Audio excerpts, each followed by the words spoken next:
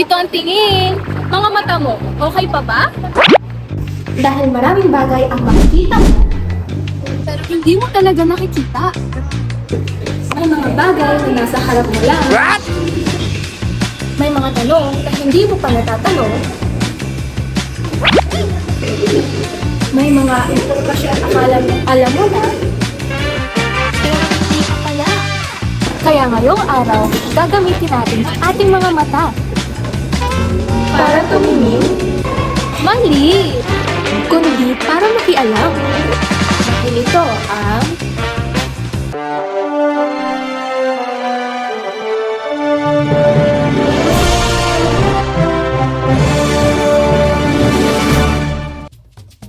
mga ka-adventure.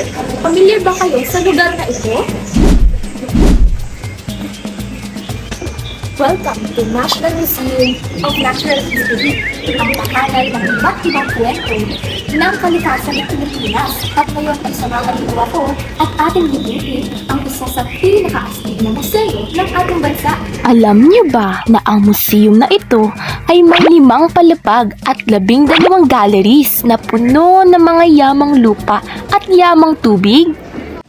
Simulan natin sa galleries 1, 2, 3 at 4 kung saan matutuklasan natin ang yaman ng Pilipinas mula sa biodiversity at mga batong bumubuo sa ating mga isla hanggang sa mga minerals, energy resources at fossils tulad ng megalodon teeth na nagpapaalala ng bakas ng mga hayop na dating nabuhay sa ating bansa. Susunod naman ay ang galleries 5, 6, 7. Tampok dito ang mossy, montane at pine forest na tahanan ng iba't ibang ibon, mammals, amphibians, insects, and plants. Makikita rin ang tropical lowland evergreen rainforest na may diorama of the Teplokar Forest at ang ultramafic at limestone karst forest. Sa galleries 8, 9 at 10, makikita natin ang yamang tubig ng Pilipinas mula sa freshwater wetlands at mangroves hanggang sa marine ecosystems kabilang ang Philippine crocodile, Philippine duck, sea turtles, whale sharks at coral reefs. At sa galleries 11 at 12, matutuklasan naman ang likas na pamana at biodiversity ng Pilipinas. Kabilang ang mga preserved na halaman, Mga lumang aklat tungkol sa flora at fauna, mga pioneering naturalist at preserved specimen ng extant at locally extinct o extirpated species. At ito na ang isa sa pinakasikat na attractions ng museum. Kilala niyo ba siya?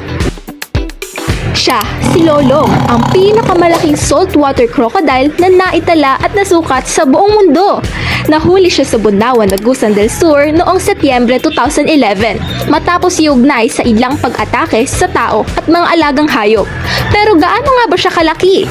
Umabot sa 6.17 meters o mahigit 20 talampakan ang haba niya at 1,075 kilo ang timbang.